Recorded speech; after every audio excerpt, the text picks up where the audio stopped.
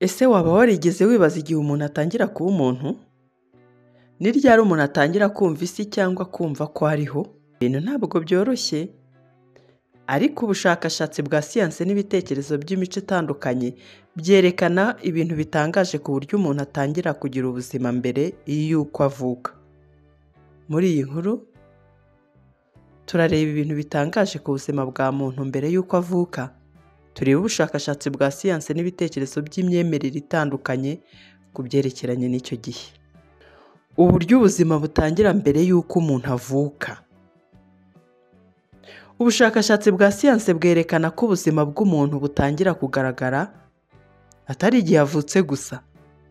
Mbere y'uko umuntu avuka, mu nda ya nyina hari ibintu byinshi byihariye bibaho.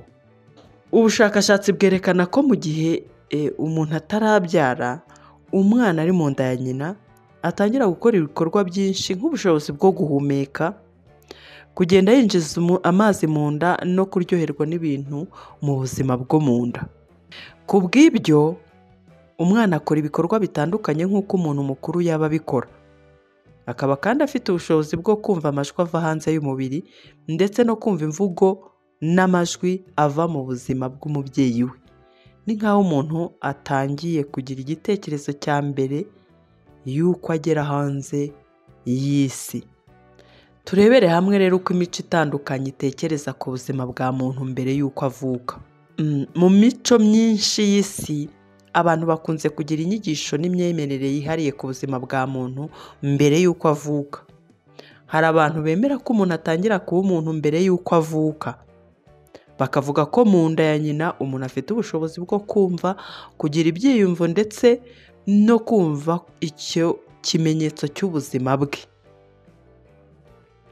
Muri Afurika, hari bamwe bo bemera ko umuntu aba afite ubumenyi n'ubushobozi bwo kumva ibimubaho no gukorana n'imiryango ye mbere y'uko ava mu nda. Aha kandi hari abavuga ko umuntu atangira kugira uruhare mu mibereho y'umuryango atari igihe yavutse gusa.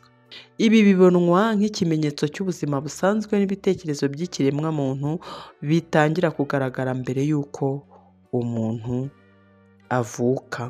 Umwanya w'ubuzima bwa muntu mu nda rero. Muri ubu bushakashatsi twavuze ko umwana atangira kwitwara no kumva ibiri mu buzima bwe mbere y'uko avuka. Ibi bishingiye ku bushakashatsi bwakozwe ku mubyaza, aho bwagaragaje ko umwana agira ubushobozi bwo kumva amajwi akomoka hanze ndetse atangira kwitwara mu nda mbere y'uko avuka. Murabyibuka mu biganiro by'ubushize tuvuga ku bagore batwite uko bakwiye kwitwara n'uko bakwiye kuganirizwa n'uko bakwiye kubwirwa. Ibyo byose twakomeje gushimangira ko iyo umwana ari mu nda ukabwira umugore nabi cyangwa se akagira ibibazo runaka, ni ukuri bimugiraho ingaruka nyinshi ku buryo n'umwana bimugeraho kandi yazanavuka cyangwa yanakura bya bibazo byabaye igihe yari ari mu nda ugasanga biramugarutse kandi byarabaye ataravuka. Ubushakashatsi bwerekana ko mu gihe cyo gutangira kwibaruka, umwana mu nda yumva amajwi atandukanye.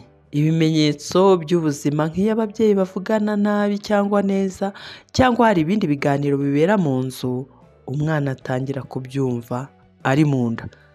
Kandi mu gihe gito ushobora kubona ko uwo mwana yumva amajwi atandukanye ndetse akaba ashobora kumva cyane cyane amajwi y'umubyeyi we. Ababyeyi munkurikiye murabyumva, iyo umwana ari mu nda, igihe aba ari gukina, ibyo aba ari gukora byose, ndabizi neza ko muba muzi ko umwana ibyo ari gukora ari ubuzima arimo. Rimwe na rimwe ababyeyi benshi babyita ngo umwana ari gukina mu nda. Ibyo aba ari gukora nibwo buzima bwe muri icyo gihe. Ubushakashatsi bwerekana ko mu gihe umuntu atangira kugera mu minsi yo kuvuka, agira byinshi abasha kumva no kugerageza. Ibi byose byerekana ko umuntu agira uburyo bwo kumva isi n'imibereho mbere y'uko abasha kugera hanze. Bigaragara ko rero uko amezi agenda ashira, ubushobozi bwo kumva n'ibitekerezo by'umuntu birushaho gufata indi ntera no kugera ku buryo bugaragara. Ibi tumaze kumva byose wakwibaza ngo mbese dufate uwuhe mwanzuro? Nk'uko twabivuze haruguru, bamwe ntabwo bemera ko umuntu agira ubuzima mbere y'uko avuka. Abatabyemera bo banumva no gukuramo inda cyangwa se kuba umuntu yakurwaho ataravuka ntacyo bitwaye na mba, kuko nyine aba ataraba umuntu. Abandi bemera ko umuntu aba umuntu ataranagera ku isi, abo nibo bakomeza kubungabunga umwana uri mu nda, kuko baba bazi ko ari umuntu nyamuntu ufite uburenganzira nk'ubw'undi wese uri hanze ku isi. Ubuzima bwa muntu mbere y'uko avuka ni ikintu cyihariye kandi kidasanzwe. Nubwo ubuzima bw'umuntu butangira mu nda ya nyina, amakuru atandukanye ku buryo umwana mu nda agira ubushobozi bwo kumva cyangwa kugira ibikorwa bitandukanye byerekeye ku buzima bwe, biracyari ikimenyetso cy'amatsiko menshi. Ibi byerekana ko mbere y'uko umwana avuka afite ubushobozi bwo gutangira kubaho, gutangira kumva amajwi no kumenya byinshi ku buzima bwe. Mu bundi buryo, ibyo abantu bemera nk'ibitekerezo by'imico bitandukanye bituma buri wese abona ubuzima bwo mu nda mu buryo bwe bwihariye.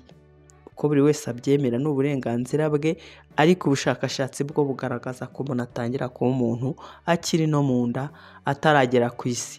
Ibi byose byerekana ko umuntu atangira ubuzima bwe mbere y'uko agera hanze, kandi akaba afite ubushobozi bwo kwiyumvamo ibintu byose bitandukanye mu rugendo rwe. Ubu buryo bwo kureba ubuzima bwa muntu mbere y'uko avuka ni kimwe mu bintu bitangaje ku isi. Nsoza, reka nkubwire ko ubu buryo bwo kureba ubuzima bwa muntu mbere y'uko avuka ari ikintu kiri mu bimwe bitangaje ku isi kandi bigirwaho impaka cyane. Ibyo twavuze bituma umuntu yibaza byinshi ku bijyanye n'ubuzima, imico n'ibitekerezo bya muntu.